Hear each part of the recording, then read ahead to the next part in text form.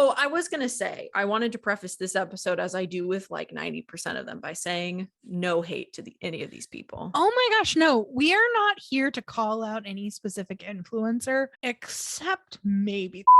Yes. This is Please Bless This Podcast, the podcast where two sisters talk all things Mormon in pop culture and maybe deconstruct some things along the way. Maybe. I'm Elisa. I'm Katie. This episode's kind of a fun one. We are talking about Mormon influencers. Yes.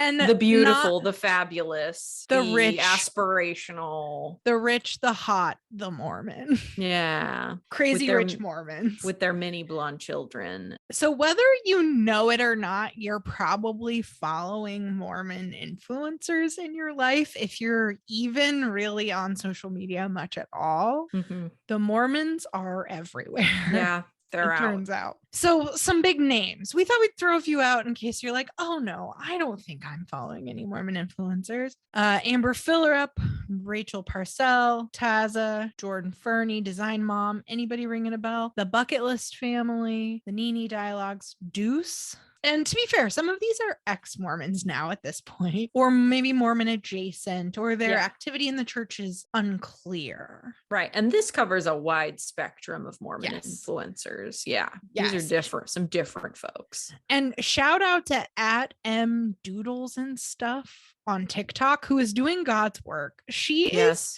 charting Mormon influencer culture on that TikTok account in a way that is like truly inspiring. Yeah, it's like a full-blown thesis. Like she has an incredible Venn diagram. Yeah. And all roads lead to Mormonism among these very different influencers. It's incredible. We are not the first people to be talking about this. There are a lot of think pieces out there about why Mormons are so overrepresented among mommy bloggers and social media influencers. And so we thought this episode could be a chance to take some of the key arguments from these think pieces, put them into one place, and unpack them with our own Mormon perspective. Right. I just want you guys to know what I think. Yes. I'm sure you've been dying to hear our contribution to the think pieces. So here it is. Here it is. Okay. So one of the arguments that shows up in a lot of these think pieces about why Mormons make such good influencers is because it's a job that a mom can do while still staying home with her kids. Right. Yeah, we are out here looking for side gigs, for side hustles, for side quests as a group. I get it. These women are like, okay, how can I do this? How can I exploit my family or my marriage? How can I capitalize here? And obviously, if the influencer route doesn't work out, the next step is an MLM. Right. Well, really, I think all these people have participated in MLMs at some point. Maybe not the ones who were successful like a decade ago, but these newer, fresher ones, I mean, I just think they've all sold Pampered Chef. I mean, you're right. What is a link in bio if not a gateway MLM moment? So to me, this seems like this is so straightforward. Mormon women, your number one goal in life is to become a mother and to do it like as early as you can in life, to have as big a family as you can. And then you need to stay home with those kids. Yeah. And for, I think most people who stay at home with their kids, there's this urge to find independence and like find your voice again after you lose it, you know, with pregnancy, childbirth, raising a newborn, and then little kids. I mean, they just suck the life out of you completely. Yes. Love them. Love them. Yes. Suck the life out of you. Hey, why am I making a podcast right now? Okay, I get it. Oh, I was going to say, I wanted to preface this episode, as I do with like 90% of them, by saying no hate to any of these people. Oh my gosh, no. We are not here to call out any specific influencer, except maybe. Yes, I am okay with, whatever. Low-key shade. Tomato. Yeah. Harmless shit talk, but no hate. No, never. It's never hate, you guys. No hate for anyone. Slight mockery for some. Yeah. I will say I did not plan on going there with this point, but it's making me think about just how true this argument is. I'm thinking about my patriarchal blessing. Okay. For those of you who don't know, when you are a Mormon teenager, you are given a blessing, basically a man who you've never met. An old man. An old man who you've never the met. Patriarch. Puts his hands on your head and like predicts your future. We can talk more about that another day, but it is what happens. And mine basically tells me, it basically could have set me on an influencer / MLM path. Oh. Because it's like, look, get educated, but know that working outside of the home is not the move. Like, absolutely not. However, you're gonna want to be like crafty, wily, creative to think about how you can bring in money to help your husband in times of need. Okay. So it's basically like figure out a freaking hustle while being a stay-at-home mom. Yeah. Use those beautiful blue eyes and your sharp wit and your and relentless sell. your relentless search for just cash. Yes. That was another thing I was going to say. Like, I understand these people are just looking for like sponsorships and attention and likes and engagement and whatever. And like, same. Relatable. Yeah. Here we are. Yeah. By the way, like and subscribe. Yeah. Tell everybody. Slam except our parents. Yeah. Yeah. I mean, again, we are in no position to judge. Right. But it's a different flavor. Yeah. Right. I'm not exploiting my child. I'm going to use that word. I think so sorry. Fine. Yeah. I accept. Maybe some of them don't. I realize some of them like hide their face, which is a nice touch. But some of them are like the full blown clickbait. Yeah. It's like, let me kind of try to work my child up into a frenzy and then press record. Yeah. Or like, my child got hit by a car, except really it was you and it was a golf cart and yeah, they're fine. My child was injured, but I kept that camera rolling. Right. Nice. Yeah. What else am I going to do? I'm doing this for my family. They should be grateful. Anyway. Yeah. What else? So those arguments track. The next sort of argument that gets floated, it's not exactly stated in this way. I used a little bit of like editorial license here, is the idea that Mormons are obsessed with conventional beauty and maintaining outward appearances. They sure are. So I did a little bit of digging into this because I was like, is this, like quantifiable? And a couple of stats that get brought up in conversations about this. One is a 2007 study published in Forbes, which named Salt Lake City the vainest city in the United States. And the part of their criteria is that there are 6 plastic surgeons per 100,000 residents, which is 2.5 times more than any other city. Wow. 2017, a study by Utah Valley University found that Salt Lake had a higher number of surgeons per capita than Los Angeles. Kind of unbelievable, because like obviously I do think of Mormons as being somewhat obsessed with their own appearance. I guess I would never have used the word vain, because I feel like the way that they often dress is not necessarily like showy or flashy, but it is perfect. Yeah, they're walking this really thin line where you're like, I have to be sort of modest and humble and pure, but I also have to have a banging bod. Yeah, banging bod. Hair to my waist. Yeah. Perfect makeup. Yeah, a nice tan. Yes. Blonde within an inch of my life. Right. You can see why we didn't make it. We didn't, yeah. Didn't make the we cut. Never stood a chance. No. So I found this like excerpt that just really sizzles, and it's from a report published in 2017 by the Utah Women and Leadership Project, which is based out of Utah State University, and it's reporting on this sort of phenomenon, the vanity, the plastic surgery obsession among Utah women. Here's what it says. Researchers have found that homogeneous societies, such as Utah, can have a contagion effect that pressures individuals into cosmetic surgery. In Utah, 87.6% of the population identifies as white, and Utah tops all the states in having the highest population of one religion, 57% Mormon. These factors may be linked to high plastic surgery rates. An in-depth research study on cosmetic surgery among Mormon women explored this possibility and found a common belief among many participants that physical beauty was a key means of securing status as a Mormon woman. Don't you just feel that? Yes, 100% true. Particularly as marriage and motherhood are often prioritized above educational or career achievement.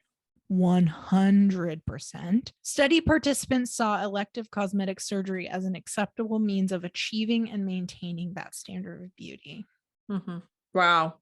Powerful. I felt like that person watched my entire life growing up and then wrote that paragraph. Yeah, I know. Don't you so wish you could go back to yourself, you know, me to me when I was like 12 and just be like, don't concern yourself with all these expectations about how you should look physically. Just let it go. Don't worry about it, you know, because you are doing great. Think about other things. Imagine not having spent your entire life obsessing about how you didn't measure up to a certain standard of beauty. Yeah. What a life. What a life that could have been. But yeah, when there is that homogeneity, how do you stand out? Yeah. You gotta have like, you gotta look like everybody else except exactly right. So like, yeah, if you're like skinny and blonde and whatever, but your boobs are a little bigger, it's like, perfect. Yeah. That's the edge you need. One thing that came up in a few of these articles I was reading was that apparently it's kind of common practice in Utah for young women to be gifted a breast augmentation as a graduation gift from high school. Wow. Oh, whoa. That's crazy. So it like sends them off to college with that edge. Wow. Yeah. Parents really, they're so concerned with getting their daughters married off, man, and to the right guy. And not to make it personal, no disrespect to our mother, who is a wonderful, beautiful, lovely person. But she understood this, that to have status as a woman in the Mormon church, you got to look good. And she taught us that for better or for worse. I mean, I remember conversations about like, if you want a man to be attracted to you, you're going to need to do X, Y, and Z. Yeah. And you do, by the way, want that. Yeah. And if you don't look this way, you're going to get these subpar guys. Like so-and-so or so-and-so. She would like name women we knew whose husbands weren't as like attractive or nice. And it was like brutal. They're not beautiful enough. Skinny enough. Yeah. For me, I got you need to be more feminine. You know, you need to be more feminine. Are you trying to not be feminine? Wear more and makeup. I remember being like, I am not thinking about it. What are you saying to me right now? Like, that's frightening. You know? This also made me think about a little bit of church doctrine that we were taught growing up, which is that after we die, we'll all be resurrected. Right? Thanks to the atonement of Jesus Christ, everybody will be resurrected.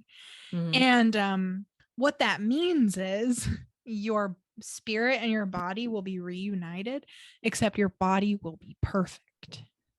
And you better believe that as a chubby little Mormon kid growing up, I was like, I'm going to be skinny. I'm going to be beautiful.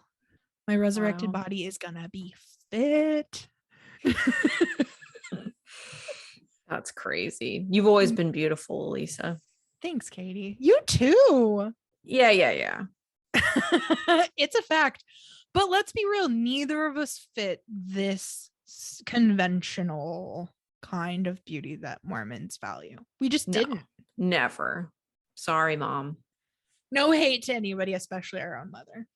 Yeah, no, she's the best. She's number one. She really is the best. She's also extremely beautiful and therefore has a lot of status in the Mormon church. She's beautiful. She's petite. She's sweet. Youthful, sweet. People love her. Yeah. And what a so jerk. when I know I've had the experience of talking with her about like my experience as a woman in the church being very different from that, being single, being overweight, being whatever.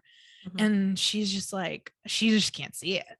No, she's always been a desirable Yeah. And woman in the church. treated well because of it. Yeah. Yeah. Yeah, for sure. Anyway, our mom could be an influencer, and you know, 100%. let's leave it at that. Yeah. Except her kids would have been us and we would have ruined it for her. Yeah. Sorry, Mom. We blew the family business wide open. Something else that we should mention about these women that kind of gives them an edge on maybe like non-Mormon influencer women or people in general is that Mormons start pumping out the babies young. Yeah, they do. They get a head start. Mm-hmm. They'll be, 22, 23, 24 years old with 1, 2, 3 kids. Yep. And they're beautiful and they're so young and they're still like living this young person's life because it's like all paid for through sponsorships and it's so aspirational. And they have a young person's energy to keep that business going. There is that edge in getting started so young. It's true. It's an aspirational kind of motherhood because you're not exhausted. You're looking fresh. Yeah. Yeah. I know. Couldn't relate less. I mean, I'm only 30, but man, looking back, I'm like, could I have not done this when I was like 23, 24? Like I was married, and in reality, I could not have done it, but I get it. Yep. Okay. Another argument that shows up a lot in these think pieces is that Mormons love to keep a journal, love to keep a scrapbook, love to document their family. So being an influencer or a blogger is just sort of a natural extension of this thing that Mormons are already doing. Right. The family newsletter. Oh yeah. This is truer than true. Mm-hmm. Talk to me about your journal writing as a kid. Let me first say, before you answer that, it is like a commandment in the church to keep a journal. This is from the church website. The Lord has commanded each of us to keep a journal, and what we're supposed to record is like our spiritual feelings, our experiences. It's meant to be like uplifting and positive. So I know for a fact that yours and my journaling experiences are going to be polar opposites. Well, let's hear about yours. It's going to be a lot of fun, but you can hear about mine. And also understand that I'm coming from a place of like probably, some undiagnosed ADHD as a child. So it was a lot of, journal, write in it for a week, put it away. I have like 70 unfinished journals that I've kept throughout the years that I need to organize. Anyway, but yeah, my journaling growing up was a combination of like writing about boys at school who I was in love with and like the journey that I was on there. So like one day it was one kid and then he decided he had a crush on my best friend. So I hate him now. And then there's a new boy and it was just all boy, boy, boy, boy, boy, boy. And then there was the deep emotional sadness. Yeah. The dark times or times of really, really hardcore religious piety. Yeah. I'd be, writing scriptures, recording my favorite scriptures down or writing directly in my Book of Mormon or things Was that of that a nature. thing you were doing of your own volition or that you were being told to do? Both. Yeah. But it was, it varied week to week what kind of which me you were going to get, the Lizzie McGuire or the just, I don't know, pioneer sad. I know this was true for both of us. Our mom started our first journals for us when we were in the womb and would write in it occasionally after we were born and then handed it over to us when we were old enough to write. Yeah. So our first journals were started by our moms and we finished them off. Yeah. So that sets a certain precedence. There's like a gravitas to it when your journal was started before you existed. Yeah. Yeah. I, even as a little kid, even like in elementary school, I was writing in my journal every day, every single day. I think I wrote in my journal every day through middle school, if not through my sophomore-ish year of high school. Yeah. And then I was intermittent, regular, but not daily until my mission, where I was again every day. Yeah. And then since then, I would say weekly, I'm writing in a journal, even still. Wow, And at this Lisa. point, like, I do it because it's a thing that helps me like process my feelings and like understand myself. So I actually find it to be like a therapeutic, useful practice. Yeah. But growing up, I wasn't doing it in a meditative, therapeutic sort of way. I was doing it because I was supposed to.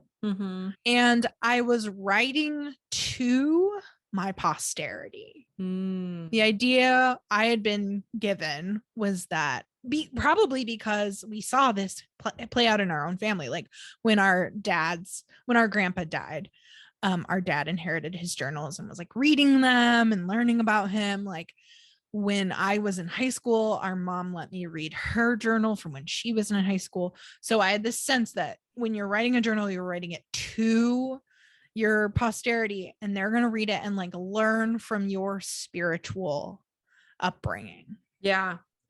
Man, you were really good at doing what you're supposed to do. I know. I really was. I think I just like was really good at ignoring all of that and was like, I'm going to write about what like songs I like and which boys I want to kiss. Yeah. I was writing about like my scripture study and my prayers. And of course, I was also writing about like what was going on in my life, but I was very careful about how I framed everything because I had a reader in mind, and I wanted them to think highly of me and be uplifted by what I had to say. So even into like college, I remember like feeling like I was sinning for whatever reason, like I was doing something I shouldn't be doing. And I couldn't name it in my journal. I couldn't like say what it was because I thought about like my grandkids reading it and being like, oh my gosh, grandma did this. Yeah. So I was like so very self-conscious in my journaling. It's funny because I feel like as an adult, I have thought more about writing for posterity again, because we grew up seeing that unfold. I know realistically, if my journals are left behind, my children will probably read them. Yeah, sure. But I instead talk about all the stupid stuff I've done and will specifically like call it out and be like, this is the stupidest thing I've ever done. Or, you know, I can't believe I blah, blah, blah, blah, blah for so long. Things that as a parent, some might conceal from their kids, but I'm afraid that they won't know these things. So I'm like, if I die while they're still young, please look at my journals and don't repeat my mistakes, please. For sure. I still recognize that if I keep a lifetime's worth of journals, someone may someday look at them. Yeah, but I'm gonna look at them whether you die first or not. Yeah. Next time you're in my house, you're gonna hunt down the journals. Yeah. And there are so many. And they were like gigantic binders. They were for a period on your mission. Yeah, in college and on my mission, I was doing binders, which, whoa. Yeah. Now I'm just doing chic little notebooks, nothing crazy, but I'm a lot more honest because it's about me. It's about like processing things and understanding things. And yeah. Yeah. I will say too, I do think that journal writing functioned as a form of like control, feels like a harsh word. What's the word I'm looking for? Of just sort of keeping us spiritually in check. Yeah. Like I remember the day I was baptized, I came home and mom said, you need to go write in your journal about what you felt and how important this is to you. And like, so that you can look back and remember, oh yeah, I wanted to get baptized and it made me feel good. And that means this church is true. Yeah. And don't you remember, maybe you didn't feel this way, but I remember always feeling so much pressure to understand how I felt. Oh, and yeah. I like never did. And I remember just being like, so like, okay, like I am not processing this at all. And I can tell that I'm really expected to understand what's going on. Yeah. You know, and I was just like, okay. I mean, I can pretend, Yeah. you know. I mean, one of the things I've just started unpacking in my 30s in therapy is how in Mormonism, feelings weren't just feelings. Feelings were like signs and signals from God. Right. So if you felt good, it meant you were doing good. And if you felt bad, it meant you needed to correct something. Right. And so I wasn't like trying to understand my feelings through any other lens than like God's approval or disapproval. Yeah. And that's some heavy shit to carry around when you're a little kid. Yeah. Forever from the time you can remember things. Mm-hmm. It's so sad. And journaling was a space where that was going on. Mm-hmm. This is all to say, yeah, Mormons love a journal. They do. Mormons love to document things They and can't help document themselves. them in the most positive light possible. Right. They're okay with glossing over and putting a nice sticker on it in the scrapbook and bada bing, bada boom. Yeah. Every they don't have memory is any a issue. happy memory. Right. Yeah. I know. I remember feeling jealous. I mean, and these are things I didn't notice until I honestly was an adult, but like seeing families who were like flawed and like maybe they would openly fight or argue or talk about really like bad mistakes that the parents had made when they were younger and like using it in order to teach their kids how to not like ruin their own lives and stuff like that. And just being like so shocked at how open people would be with their families. And that's pretty sad. Yeah. That's kind of how it should be. There was no admission of struggle, no open admission of struggle. No. Yeah. And it keeps your relationships not unless pretty shallow. you already, right. For sure. Not unless you already had a resolution to the struggle. If your struggle had been resolved in a faith promoting way, you could share it. Yeah. But if Which you is were so in funny. the midst of struggle and there wasn't like a clear answer where God like saved the day, you kept that shit to yourself. You keep it to yourself. And honestly, to this day, I maintain that like pretty strongly in my life. It's one of my biggest faults as a human being. I know that people in my life get frustrated by it. I get frustrated by it, but I'm just not going to share if I'm struggling with something. I'll tell you later. Yeah. I got it. See you in a year. Yep. I'll tell you when I'm on the other side of it. And it will be so uplifting. Yeah, it'll be just fine. I'll be like, you'll have no idea what I've just gone through. Yeah. No, that impulse runs deep. Yeah. And there's nothing I can do. Sorry. Sorry, friends. I guess another reason why Mormons turn to influencing is because it's a great way to do missionary work. Yes. Yeah. And a Mormon is nothing if not a recruiter. Yeah. Again, with the MLM, always with the MLM work. They never sleep. Yeah, I had vague memories of like conference talks and stuff where general authorities said, use social media to share the gospel. And digging around, those exist. There are like a number of instances of that. What I found that I thought was interesting is on the church's website, there's a whole section dedicated to sharing light through social media. And it has like tips and tricks for how to do it. I'm going to pull it up because we got to dig it. We got to name a couple of the tips and tricks. I hate the language that the church uses, like sharing light or like be a light or like whatever. Like knock it off. What is it at Christmas time? Oh, light the world. Light the world. Yes. It reminds me of working at Starbucks, and once Howard Schultz was out, they were bringing in new CEOs and new, presidents and whatever. And they would come up with these awful slogans like the third place, the North Star, and it's just like, knock it off. We're just people. It's corporate speak. Yeah. It's businessese. Yeah. Yeah. And I'm like, doesn't this make people uncomfortable? Because even in the corporate world, even in the workforce, it makes you uncomfortable. It's cringy. Yes. Yes. Okay, so looking at the church website, share light through social media. Wow. So it's just broken up into these categories: love, share, invite. Love. As you connect with others online and interact with genuine love, they will feel the love of God through you. Show sincere interest in what others share. Seek to uplift through liking and commenting on their posts. I don't know why, but that makes me mad. Yeah, I hate that. It's the freaking MLM, Yeah. method. Because It's love, so by sad. definition, can't be genuine if it's got like an ulterior motive behind it. Right. And if your goal is like that they feel something about God because you're nice to them, it's not genuine No.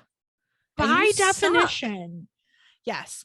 Also, seeking to uplift through liking and commenting. Show sincere interest. Showing sincere interest is the most annoying, maddening phrase to me. Just be sincerely interested in people. Right. How about that? Yeah.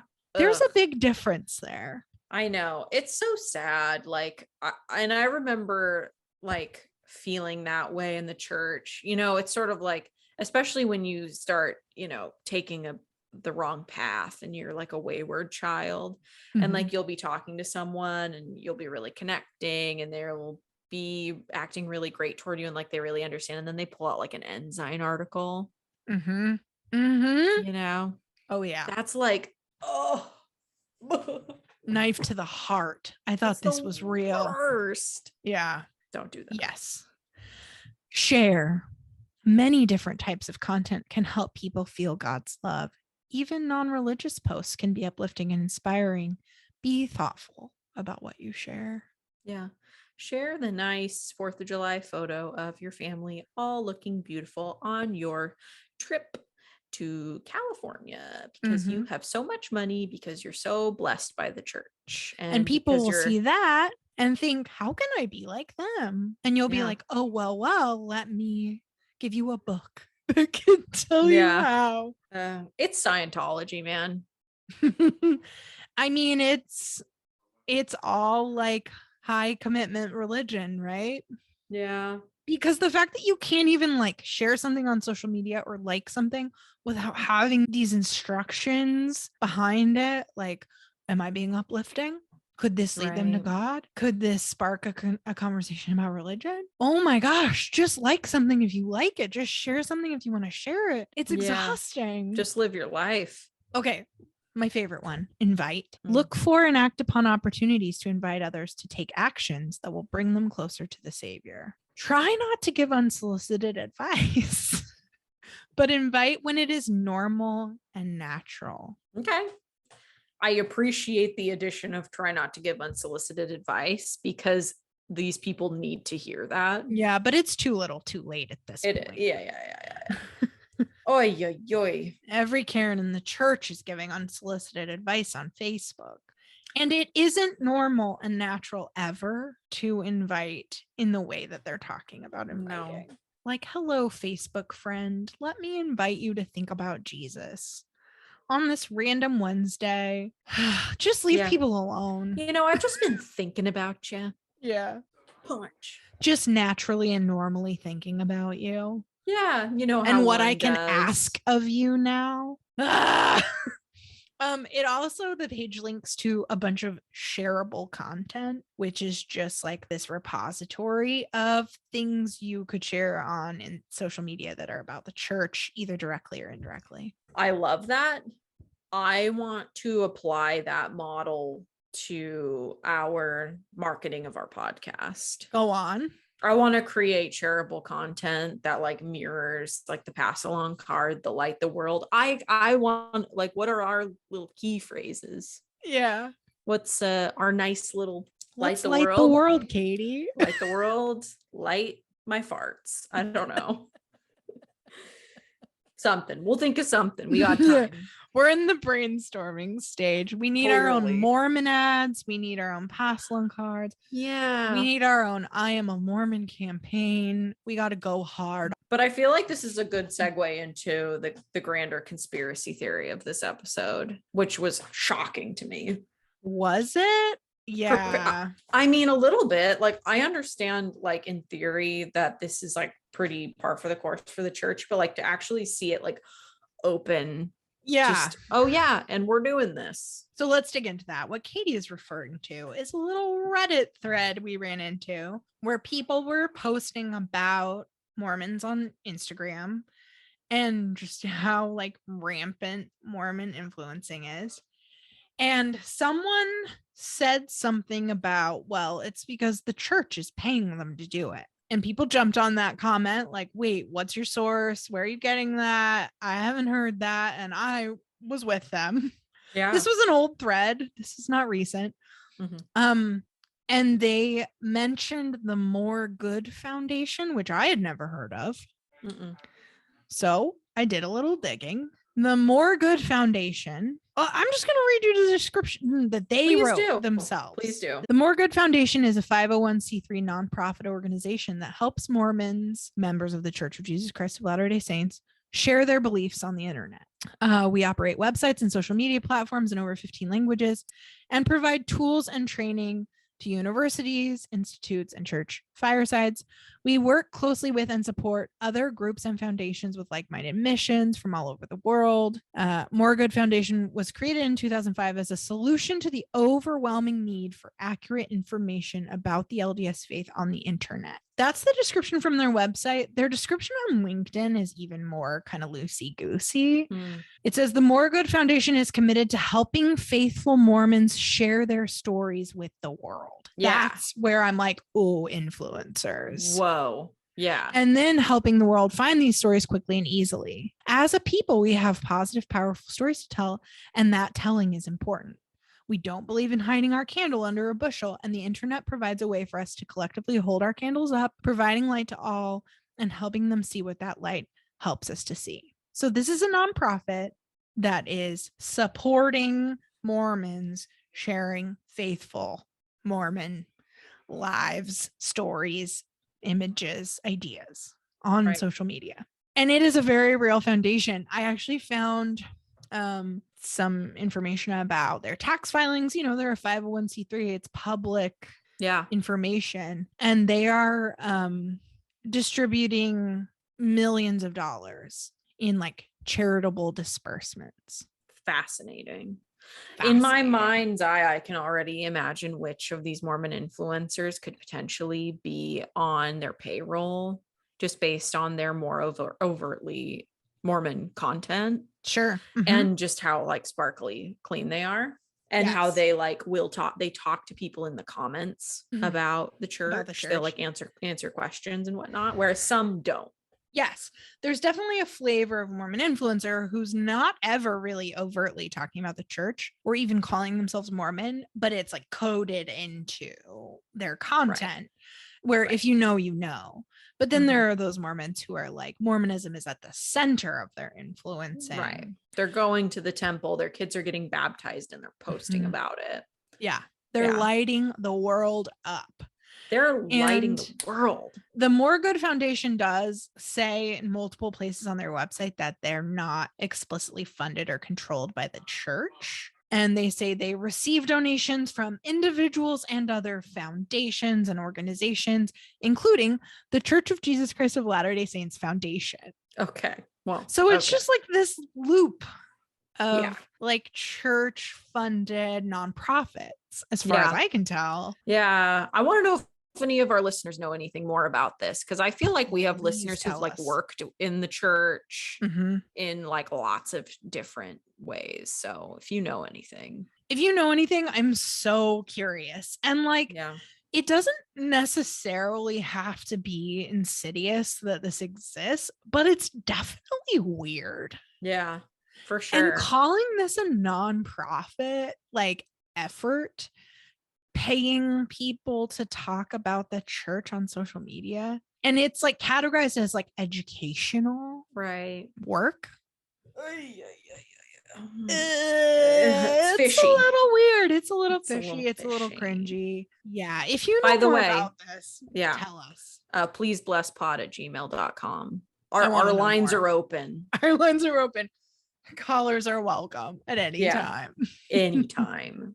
With any information. Tell me anything. I don't know much more to say about that because all I could find was their website and some LinkedIn profiles for the like executives of the organization and the board members' names. Let me tell you, it is a pack of white men running this foundation in a surprise to no one, and this tax information. So if you know more, we're curious. Please. But that could be one of those sort of hidden keys for why Mormon influencers are just so rampant, is they have this support. And how do we tap into this support? I know, I would like some support. Because we are sharing as accurate information about the church as we can muster here. Right. Do you think that they would fund our project? I don't think that they would, but I think that they're wrong for feeling that way. I mean, should we reach out? Let's reach out. I do feel like, I don't know, this is interesting. I know I've read a lot of things on like the ex-Mormon subreddit and places like that where the church is trying to conceal their declining membership numbers. Mm-hmm. You know, it's like membership is apparently way lower than they make it out to be. So this would be high time for them to be investing majorly into things like the influencers. I mean, influencing works. Yeah. That's the freaky part. It makes money. It drives messaging. It shapes culture. Yeah. One last thing I was thinking about with all of this, you're talking about like influencing works. Mormon influencers are so good at that work. Yeah. And I think that's partly because like Mormons, and this is just a different way of saying something we've already said, but Mormons are marketers. Yeah. All day. In so many ways, all day long. Yes.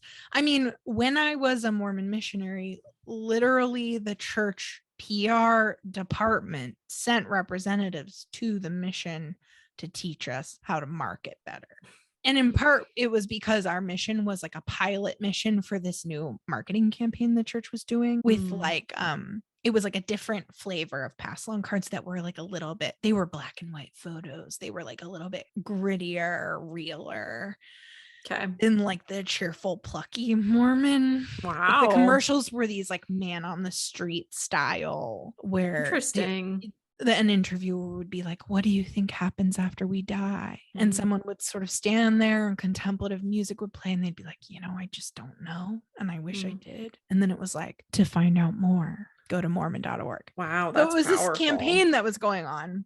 Yeah. But I don't think ever extended beyond those pilot markets. Yeah. But we were a pilot market. That's very interesting. So we were being taught to present ourselves with this campaign in mind.